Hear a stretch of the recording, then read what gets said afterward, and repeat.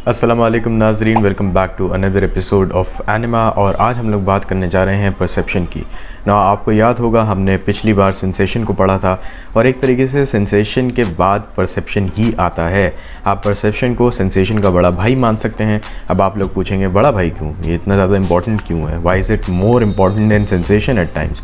Well you see, sensation के अंदर हम लोग क्या कर रहे हैं, हम लोग अपने एक्सटर्नल स्टिमुलाई को ट्रांसड्यूस कर रहे हैं अपने रिसेप्टर्स के थ्रू, राइट, और उसे अपने ब्रेन तक ले जा रहे हैं। तो ब्रेन तक ले जाने की ज़रूरत क्या है भाई, आप कहेंगे तो बहुत ही ईजी से सवाल है। वहाँ पे जाके एसोसिएशन होगा इन सब चीज़ों का, साथ साथ जुड़ेंगी और फिर हमें बताया जाएगा कि वो चीज़ें क्या हैं जो हम देख रहे हैं। यू सी, जब हम लोग कुछ देखते हैं, अभी अगर आप ये वीडियो देख रहे हैं तो आपकी आंखों को नहीं पता है कि आप मुझे देख रहे हैं, आपकी आंखों को ये भी नहीं पता है आप ये वीडियो देख रहे हैं। ये सारी चीज़ें आपका दिमाग बताएगा, ये सारी चीज़ें आपकी आंखों को नहीं पता हैं। इसी तरीके से जब भी हम कोई ऑब्जेक्ट को अपनी दुनिया के अंदर देखते हैं तो हमारी आंखें उसे बस लाइंस, शेप, डेप्थ इस तरीके से ही परसीव कर पाती हैं ज़्यादा से ज़्यादा। उसका बस शेप बता देंगी, कोई क्यूज़ होंगे जिन्हें हम लोग बाइनोकुलर या मोनोकुलर क्यूज़ कहते हैं, उन चीज़ों को बस कोड करके वो भेज देंगी। लेकिन उसको इंटरप्रेट कैसे करना है, ये पूरा का पूरा काम परसेप्शन का है। जैसे कि मान लीजिए कोई एक्सपेरिमेंटर है, वो बाहर गया और अपने साथ साथ एक अपने असिस्टेंट को भी ले गया। अब उसका असिस्टेंट जो एक है वो अंडर ग्रेजुएट स्टूडेंट है या फिर ज़्यादा से ज़्यादा मान ली वो हाई स्कूल का एक बच्चा है, क्योंकि अंडर ग्रेजुएट को तो चलो फिर भी थोड़ा बहुत पता होता है। अब वो अंडर ग्रेजुएट स्टूडेंट या फिर हाई स्कूल स्टूडेंट से जाके ये बोलता है कि तुम ये बिहेवियर नोट करके लाओ, कितनी बार हो रहा है बाहर, मतलब इन योर सराउंडिंग, वो कितनी बार वो बिहेवियर रिपीट हो रहा है लोगों के अंदर। बच्चा वो नोट करके वापस लाया और अब ये डेटा जब उसने रिसर्चर के हाथ में पकड़ाया तो वो उसकी एनालिसिस करने के लिए एक सॉफ्टवेयर के अंदर डालेगा इस सबको, या वो SPSS होगा या R होगा या पाइथन होगा। लेकिन ये डेटा मीनिंगफुल नहीं था उस बच्चे के हाथ में। उस बच्चे ने तो बहुत ही रफ़ और रॉ इन्फॉर्मेशन दुनिया से लाके रिसर्चर को पकड़ा दी। अब ये रिसर्चर का काम है कोट अनकोट उसे परसीव करने का अपने एनालिसिस के through, and this is exactly what the brain is doing and this is the difference between sensation and perception. अब हमें यहाँ पे थोड़ा सा ध्यान रखना है, क्योंकि आपका दिमाग बहुत ही बेहतरीन तरीके से चीज़ों को परसीव करता है। यू सी, इसने एक्सपीरियंस के साथ साथ सीख लिया है कि कुछ चीज़ें ऑब्जेक्ट्स के अंदर इवन दो सिचुएशंस के विद इन अलग अलग दिखें बट वो फिर भी सेम होती हैं। कंसिडर द फॉलोइंग, आप मान लीजिए एक ब्लैक टी-शर्ट पहन के गए और आप बाहर गए कहीं घूमने के लिए। आपके दोस्तों ने आपको कॉम्प्लीमेंट भी दिया उस टी-शर्ट के ऊपर, क्यों? क्योंकि वो बहुत ही अच्छी तरीके से दिख रही है। वेल, आप वापस घर आते हैं तो आपके क्या घर वाले ये बोलते हैं कि यार ये तो अभी तो ब्लैक थी तुम्हारी टी-शर्ट बाहर, अब ये एकदम से नॉर्मल कैसे हो गई? या आपके दोस्त कभी आपको ये कमेंट करते हैं कि यार ये एकदम से तुम्हारी जो टी-शर्ट है ये कम काली कैसे हो गई? यू सी, जब आप लोग बाहर थे तब बहुत सारी ब्राइटनेस आपकी शर्ट रिफ्लेक्ट कर रही थी सन की वजह से, तो समझ में आ रहा था कि वहाँ पे काफ़ी ज़्यादा डार्क दिख रही थी। बट जब आप एक बार घर के अंदर आ गए, अभी आप मुझे देख रहे हैं, ये कुर्ते का आप डिज़ाइन देख रहे हैं, ये कुर्ते के डिज़ाइन पे तो इतनी ब्राइट लाइट पड़ भी नहीं रही है, ये तो सीधा यहाँ पे लैंप है। अगर मैं बाहर जाऊँगा कहीं तो वहाँ पर तो मुझे सूरज से रोशनी मिल रही है ना, तो जब तक मुझे सूरज की लाइट इस पर पड़ रही है तब तो आपको समझ में आना चाहिए, लेकिन अभी क्यों आ रही है? This is what we known as a constancy. And यहाँ पे 3 बहुत ही इंपॉर्टेंट कॉन्स्टेंसीज़ हैं जिनका हमें ध्यान रखना चाहिए। Constituency is basically your brain over riding the incoming stimulus. आपका जो ब्रेन है वो एक तरीके से जो हम लोग सेंस कर रहे होते हैं, वंस इट हैज़ डिसाइडेड कि अच्छा भैया मैं ये सेंस कर रहा हूँ, वो उसकी मेमोरी लेता है और हमें वैसे ही दिखाता है जैसे हमें उसे देखने की आदत है। इट्स ऑलमोस्ट एज इफ हम लोग ऑब्जेक्ट के कैरेक्टरिस्टिक्स को अलग से याद रखते हैं। हम लोग ऑब्जेक्ट के कैरेक्टरिस्टिक्स को हर सिचुएशन में प्रिजर्व करने की कोशिश करते हैं, रिगार्डलेस ऑफ कि एनवायरनमेंट या कंटेक्स्ट क्या चल रहा है। फॉर एग्जांपल, अगर आप एक इमेज को देखेंगे नॉर्मल लाइट के अंदर और फिर आप थोड़ी देर बाद उसको मान लीजिए ब्लू लाइट के अंदर देखें या फिर एक रेड रूम के अंदर जाके देखें, तब भी आपको वो इमेज वैसी ही दिखाई देगी। आप उसके कलर्स को उतनी ही अच्छी तरीके से परसीव कर पाएंगे। और यही सेम चीज़ होती है जब आप अपने दोस्त के साथ चल रहे होते हैं और आपका दोस्त थोड़ा आगे जा रहा होता है। नाउ हमारा दिमाग, कॉमन सेंस ये कहता है कि हमें तो अपने दोस्त को ऐसे परसीव करना चाहिए कि वो तो छोटा होता जा रहा है, जितना ज़्यादा वो हमसे दूर होता जा रहा है। हमें तो रुकना चाहिए, हमें पूछना चाहिए अरे यार ये छोटा क्यों होता जा रहा है। बट आपने कभी ऐसा करा है क्या कि आप पीछे पीछे चल रहे हो, आपका दोस्त आगे आगे चल रहा हो और आपने उसे बोला कि ये रुक रुक रुको, तुम छोटे कैसे होते जा रहे हो, ये तो कभी नहीं हुआ। तो ये जो मैंने आपको 3 एग्जांपल्स दिए, ये 3 टाइप की कॉन्स्टेंसीज को डिफाइन करते हैं। You see there is size, there is shape and there is brightness. हमारा ब्रेन इन तीनों को प्रिजर्व करने की कोशिश करता है in all different context. There is a lot more to it, but since this is not an academic video all together, ना पूरी की पूरी सीरीज़ एकेडमिक है, मैं बहुत ही ब्रीफली आपको ये सारी चीज़ें डिफ़ाइन करने की कोशिश कर रहा हूँ। तो यानी कि आपका ब्रेन जो है वो चीज़ों को साइज़ को कांस्टेंट रखने की कोशिश करता है, इवन दो वो पास हो या दूर हो, हम उन्हें अपने मेंटली, हम लोगों को पता होता है कि ये जो हमें विजुअल एक तरीके से डिफरेंस डिस्पैरिटी दिखाई दे रही है वो इस वजह से है कि ये डिस्टेंस है, हमारा ब्रेन इसे परसीव करके चल रहा था। तभी हम लोग इतना शॉक नहीं होते कि हमारी अम्मी जब दूर से पास आ रही होती हैं तो वो बड़ी कैसे होती जा रही हैं, हम में से कोई इसमें नहीं डरता। सिमिलरली विद शेप, जब चीज़ों को हम लोग थोड़ा एक दूसरे एंगल से देखते हैं, मान लीजिए आप सिनेमा में गए हैं, राइट, आप सिनेमा के अंदर जाके बैठ रहे हैं, मान लीजिए आपको साइड वाली सीट मिल गई और बीच वाली सीट मिल गई, लेकिन कभी ऐसा नहीं होता कि जो साइड वाली सीट आपको अगर मिली है तो आप ये कहें कि भाई मैंने तो मूवी अलग देख ली, आप फिर भी रेक्टेंगुलर ही परसीव कर रहे होते हैं सिनेमा की स्क्रीन को। एंड तीसरा ऑफ कोर्स इज़ योर क्या कहते हैं कि कुछ हद तक आपकी ब्राइटनेस भी बची रहती है। जैसे मैंने आपको टी शर्ट वाला एग्जांपल दिया, श्योरली हो सकता है आपकी आंखों को एडजस्ट होने में थोड़ा टाइम लग जाए, आपका ब्रेन उसे सिग्नल दे कि भैया एडजस्ट हो सही से, लेकिन at the end of the day black T shirt black ही रहेगी, चाहे आप उसे वाइट लाइट के अंदर देखें, ग्रीन लाइट के अंदर देखें, सोलर लाइट के अंदर देखें। अब यहाँ पे ऑफ कोर्स एक बहुत ही इंपॉर्टेंट रोल आ जाता है जेस्टाल्ट साइकोलॉजिस्ट का। आपको याद होगा हमने जेस्टाल्ट साइकोलॉजी के बारे में थोड़ा सा पढ़ा था जब हम लोग ब्रीफ स्कूल्स के बारे में बात कर रहे थे कि कौन कौन से स्कूल्स काफ़ी डोमिनेंट रहे हैं। इसके अंदर कर्ट कॉफका, वुल्फगैंग कोहलर और मैक्स वर्थहाइमर, इन सब लोगों का बहुत बड़ा रोल रहा है within the field of gestalt psychology, मेरा मतलब है। तो अगर आप इनके पूरे के पूरे प्रिंसिपल्स को देखेंगे तो आप एक चीज़ पाएंगे जो बहुत ही फेमसली कोटेड लाइन भी है within the field of gestalt psychology, which is that the whole is greater than the sum of its individual parts. इसका क्या मतलब है? इसका मतलब ये है कि अब्दुल्ला का हाथ, अब्दुल्ला का चेहरा, अब्दुल्ला की पूरी बॉडी को अगर आप मिला दें तब भी आप अब्दुल्ला नहीं बना पाएंगे। Abdullah is greater than the sum of all his body parts. Similarly Abdullah का जो माइंड है, it is greater than the sum of all different brain parts, the sum of all different components of psyche. इनका ये मानना था कि जब भी कंपोनेंट्स आपस में रिएक्ट करते तो उनके बीच में कुछ प्रॉपर्टीज़ आती हैं जो इनिशियली दोनों कंपोनेंट के अंदर लैकिंग थी। फॉर एग्जांपल आपके जो सेल्स हैं, जो छोटे छोटे सेल्स हैं जिससे हमारी पूरी बॉडी बनी हुई है, उनके अंदर अलग अलग टाइप के ऑर्गेनेल्स होते हैं। वो ऑर्गेनेल्स अपने आप में कुछ भी नहीं कर पाते अगर वो ऐसे ही सिंगुलरली बस बैठे रहेंगे। भाई अगर आपका डीएनए भी है तो ठीक है, वो ट्रांसक्रिप्शन और इस सब का काम कर रहा है, लेकिन किसे प्रोटीन सिंथेसिस के लिए बोलेगा? भाई राइबोसोम्स ही नहीं है तो वो किसे बोलने वाला है? और राइबोसोम अकेले क्या कर लेंगे? उन्हें कैसे पता है कौन सा प्रोटीन बनाना है भाई? तो इन सबको साथ में काम करना पड़ता है और इस तरीके से आपका लिविंग बीइंग या लिविंग सिस्टम जो है वो आगे बढ़ पाती हैं। सिमिलरली टिश्यूज़ जो होते हैं, जो कि एग्रीगेट ऑफ सेल्स होते हैं, उनके अंदर कुछ प्रॉपर्टीज़ होती है जो इंडिविजुअल सेल्स में नहीं होती। यही सेम काम होता है ऑर्गन और टिश्यू के बीच में। ऑर्गन्स जो कि कंपोजिट नेचर होता है एक तरीके से, टिश्यूज़ का एक कंपोजिट एग्रीमेंट होता है, एग्रीगेमेंट होता है एक तरीके से, उसके अंदर कुछ ऐसी क्वालिटीज़ होती हैं जो टिश्यूज़ के अंदर इंडिविजुअली नहीं पाई जाती। And this is exactly what gestalt psychology focuses upon. अब इनके कुछ 7 प्रिंसिपल्स हैं, लेकिन 7 प्रिंसिपल्स को समझने के लिए एक बहुत ही ईजी टेक्निक है, एक कहानी जो मैंने खुद बनाई थी अपने लिए। मान लीजिए कि रियल मैड्रिड और बार्सिलोना का मैच हो रहा है। मैं रियल मैड्रिड और बार्सिलोना का एग्जाम्पल ले रहा हूँ क्योंकि यही 2 टीम्स जिनके बारे में एवरेज इंसान को सबसे ज़्यादा पता होता है। Well, starting with the match, मान लीजिए कि एक फ्री किक है, लेट्स जस्ट से बार्सिलोना से कोई फ्री किक लेने की कोशिश कर रहा है और वो इतना ज़्यादा कॉन्फिडेंट है कि फ्री किक चली जाएगी कि उसने पहले ही बता दिया कि वो किस तरफ अपनी फ्री किक मारने वाला है। अब रियल मैड्रिड के 2 प्लेयर्स हैं, ठीक है, 2 प्लेयर्स हैं। आपने देखा होगा ना, सबके सब सामने आके खड़े हो जाते हैं फ्री किक के अंदर, ओके, सब साथ साथ कूदेंगे, ठीक है, अपने आप को बचा के सब लोग सामने आके खड़े हो जाते हैं कि भैया हमारे ऊपर से मारो अगर तुम्हें मारना है। अब मान लीजिए 2 प्लेयर्स हैं, ये दोनों आपस में एक दूसरे को देख रहे हैं। इन लोगों को पता है कि इन्हें क्या करना है। ये लोग सब सिमिलर शर्ट्स पहने हैं क्योंकि सबके सब सिमिलर टीम के अंदर हैं। एक कंटिन्यूअस लाइन बना के ये लोग खड़े हुए हैं, ठीक है। इन लोगों के बीच में एक कॉमन अंडरस्टैंडिंग है और इन लोगों को सेम टाइम पे कूदना है। और वो सेम टाइम पे कूदने का मकसद ये है कि भैया ग्राउंड के अंदर उनकी तरफ का जो गोल पोस्ट है उसके अंदर गोल ना हो पाए। यानी ये लोग एक कॉमन रीजन को डिफेंड करने की कोशिश कर रहे हैं। आपको बस इतनी कहानी याद रखनी है और मुबारक हो, आपने जेस्टॉल्ट साइकोलॉजी के सारे प्रिंसिपल्स समझ लिए हैं। मैं एक एक करके उन्हें एक्सप्लेन करने की आपको कोशिश करता हूँ।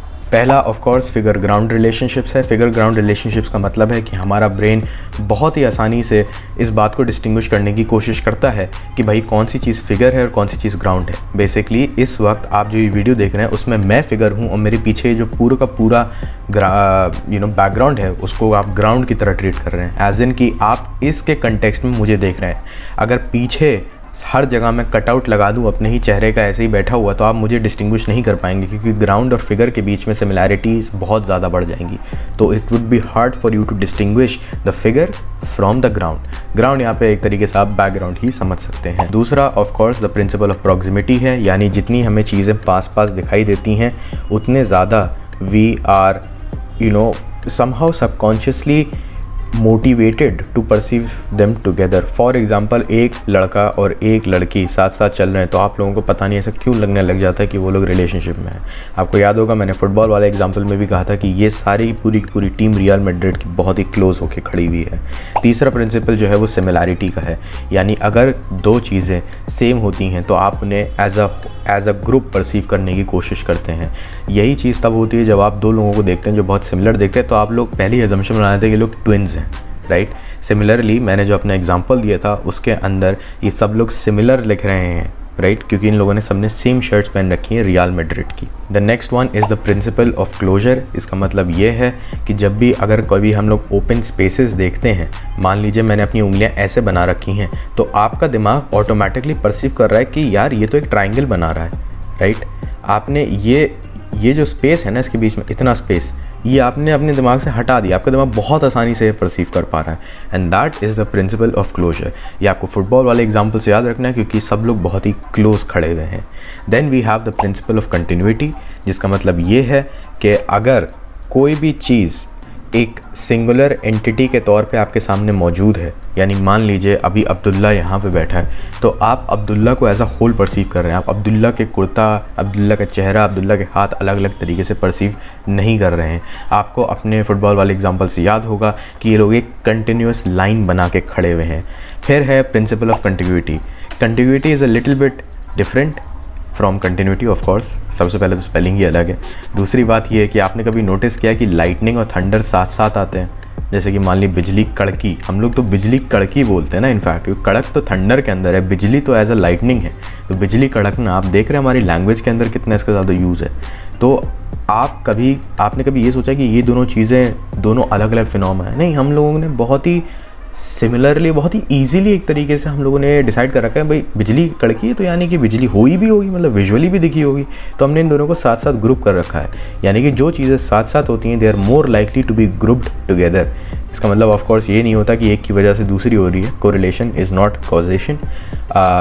ये एक प्रिंसिपल है जो शायद मैंने पिछली वीडियोस में भी डिस्क्राइब किया और नहीं किया है, तो कभी ना कभी आगे जाके हम लोग ज़रूर इसके बारे में बात करने वाले हैं।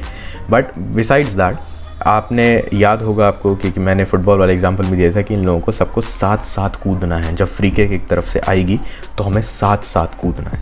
And that is exactly what principal of continuity means. और फाइनल है कि प्रिंसिपल ऑफ कॉमन रीजन, यानी कि जो चीज़ें हमें एक ही जगह पे दिखाई दे रही हैं हम उन्हें साथ साथ परसीव करते हैं। फॉर एग्ज़ाम्पल आपके वालिद साहब हैं या आप हैं, उन लोगों की स्टडी डेस्क होंगी। फॉर एग्ज़ाम्पल आप लोग कहीं बैठ के स्टडी करते हैं, तो आप लोगों की अम्मी जब कभी आती हैं या घर में कोई भी आता है कि मैं सफाई कर दूं, तो वो कहते हैं तुम्हारी जगह की सफाई कर दूं। ये नहीं बोलते आपकी डेस्क की सफाई कर दूं, मैं तुम्हारी चेयर की सफाई कर दूं, जहाँ पे तुम बैठते हो वहाँ की सफाई अलग से कर दूं, और तुम्हारा फ़ोन का स्टैंड वो अलग से साफ़ कर दूं, और तुम्हारे बेड साइड की जो जगह है वो अलग से साफ़ कर दूं। नहीं, आपका पूरा कभी कभी कमरा साफ़ हो रहा होता है अलग से। आप समझ सकते हैं ना। तो वो इसी वजह से हो रहा होगा क्योंकि आपका ये कॉमन रीजन जो होता है ना, हम उसको एज अ होल परसीव करने की कोशिश करते हैं। आपको फुटबॉल वाले एग्जांपल से याद होगा कि ये लोग एक कॉमन रीजन को डिफेंड करने की कोशिश कर रहे हैं, राइट, अपने गोल पोस्ट को। दैट बीइंग सेड, आपने जस्ट ऑल प्रिंसिपल सारे के सारे कवर कर लिए हैं। अब हम लोग सबसे कॉमन परसेप्शन की ही आज सिर्फ बात करने वाले हैं, because I think that would be the most interesting one for you, and that is the perception with eyes. और उसी से आप सबसे ज़्यादा रिलेट भी कहीं ना कहीं कर पाएंगे। अब मैंने आपको शुरुआत में बताया था मोनोक्यूलर क्यूज़ और binocular cues. As the name suggest, binocular मतलब जिसके अंदर दो आंखें इन्वॉल्व हो, मोनोक्यूलर जो कि एक आंख अपने आप से कर पा रही हो। तो हम पहले बाइनोक्यूलर की बात करेंगे क्योंकि वो थोड़ा सा ईजी है समझने में। आपका बाइनोक्यूलर क्यू सबसे पहले जो है वो है कन्वर्जेंस। कन्वर्जेंस बेसिकली क्या होता है, it is the degree to which your eye is rotating internally अपने सॉकेट के अंदर। मान लीजिए कोई मैंने अपनी उंगली इतनी दूर रख रखी है तो बहुत ही कम कन्वर्जेंस है, मैं इसे पास लाता जा रहा हूँ ना, तो ये कन्वर्जेंस बहुत ही ज़्यादा बढ़ती जा रही है। लेकिन ये कन्वर्जेंस जो है ये हम लोग मेजर कर रहे हैं by the turning of the muscles in are eyes. इसी की तरीके से अगर आप एक और इसके अंदर फिनोमेना होता है जो आपने सुना भी हो, जो सेकंड पार्ट है binocular cue, second binocular cue major जो है वो ये है कि एक चीज़ होती है, इसका नाम होता है बाइनोकुलर डिस्पैरिटी। आपने कभी ये सोचा है कि हमारी आंखें इतनी अलग अलग डिस्टेंस पे क्यों हैं? Well the simple reason for that is कि अगर आप कोई ऑब्जेक्ट देख रहे हैं तो उसे 3D स्पेस में परसीव करवा पाने के लिए आपको 2 इमेजेस की ज़रूरत होती है। आपका ब्रेन जो है वो आपकी लेफ़्ट आई और आपकी राइट आई की जो इमेजेस हैं उनको लेता है, उनको एक दूसरे के ऊपर सुपर इम्पोज करता है और उससे एक 3D कंस्ट्रक्शन बना देता है इस दुनिया के अंदर कि कोई चीज़ कितनी दूर आपसे रखी हुई है। Of course binocular disparity is very helpful to ascertain the position of things जो कि आपसे बहुत पास हैं। जैसे फॉर एग्जांपल अगर मैं अपनी उंगली इतना पास लाता जाऊं तो यहाँ पे बाइनोकुलर डिस्पैरिटी का बहुत ही बड़ा रोल हो जाता है कि मेरा उंगली मेरी नाक से कितनी दूर है। यहाँ पे बाइनोकुलर डिस्पैरिटी बहुत ज़्यादा काम कर रही है। तो आपने एक चीज़ और नोटिस करी होगी, कन्वर्जेंस और बाइनोकुलर डिस्पैरिटी साथ साथ काम करते हैं मोस्टली। लेकिन अगर मैं अपनी उंगली को दूर लेता चले जाऊँ तो आपने ये सोचा होगा कि यार आपको ज़्यादा फोकस करने की ज़रूरत नहीं पड़ रही। यहाँ तो आपको फील हो रहा है कि भैया ठीक है, आप यू रिक्वायर 2 डिफरेंट आइज़ और पीछे का पूरा बैकग्राउंड जो है वो ब्लर हो चुका है। लेकिन जब आप दूर जा रहे हैं तो आपकी आई ऑटोमेटिकली इसे परसीव करने की कोशिश कर रही है, आपको इतना स्ट्रेन नहीं डालना पड़ रहा है। And that is because binocular disparity is only functional for very close objects.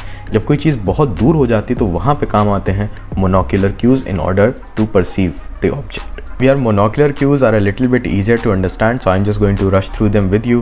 पहला तो लीनियर पर्सपेक्टिव है। आपने वो देखा होगा कि 2 जो ट्रेल की वो हैं पटरियां हैं वो दूर जाके मीट कर रही हैं, तो आप उससे एक तरीके से अंदाज़ा लगा लेते हैं कि अच्छा जहाँ पे मैं खड़ा हुआ हूँ वहाँ पे पैरेलल हैं, आगे जाके मीट कर रही हैं तो यानी वो जगह बहुत दूर है।